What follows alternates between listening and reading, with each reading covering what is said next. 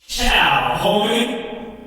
As you can see here in my block strongest algorithm, it's filtered down now. So you have Adam Bishop, for example, and all of the events that will happen in 2021 Britain's Strongest Man and how he did in the past.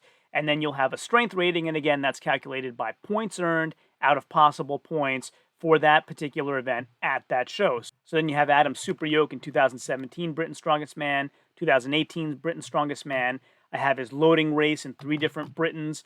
I have his deadlift for reps in 5 different Britain's Strongest Men. So you can see how they all, how he did in each show, and then the bold is the aggregate of all of them. So, for example, his deadlift for reps, if you take these 5 shows combined, he's a 93.29 out of a possible 100. An incredible, incredible score. Then you have your Atlas Stones for time for Adam Bishop.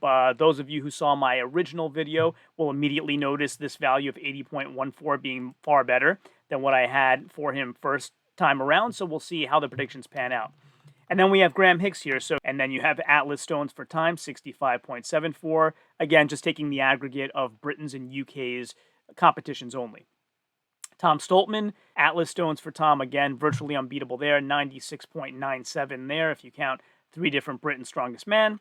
Then you have Shane Flowers and Desmond Gann. So what I did for them is I took the few pieces of research that I had for them, and since this is kind of like their first step up to this level of competition, I cut it in half. So if Shane, for example, shows an 80 percentile on deadlift, I gave him 40 because he didn't do it against this grouping of competitors, and same thing for Desmond when we get there.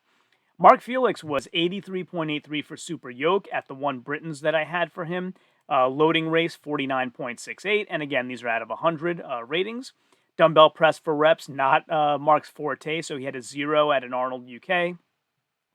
Deadlift for reps for Mark, that is a strong point for him, so he's 81.57 there. I did have to kind of take into account, though, that at a very recent show, the 2021 Arnold UK, he did take like a severe dip down from his career kind of average in this event. So what I did was I averaged these 91, 92, 92 together to get whatever that is, like 92.0 and average 92.0 with 50.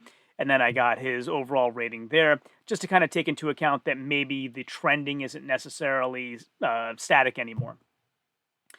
Desmond, again, same idea as I did for Shane Flowers. So you take these numbers and then I half them when I do my actual predictions, just to take into account that this is kind of a big step up into a new class of competition. Then you have Andy Black and Atlas Stones, an incredible 93.75 for Andy Black. He performed at 2 different UKs very, very well in Atlas Stones. Then we have Powell Dyer, and Atlas Stones, a very, very good score for Powell Dyer, 79.58, really only a lower score back in 2017. The rest of them very, very good. Then we have Luke Stoltman, and Atlas Stones for Luke Stoltman is 67.21, so that is a very good score. Anything in the 60s and above is a very good score. And then you have Paul Smith. So Atlas Stones for Paul Smith is 41.6. So again, 4 Britain's Strongest Man competitions and 1 UK's. So that's how all the research and calculations panned out for everybody. Now let's do a ranking of all those numbers to see where we think everyone will place in my revised Britain's Strongest Man 2021 predictions by clicking here.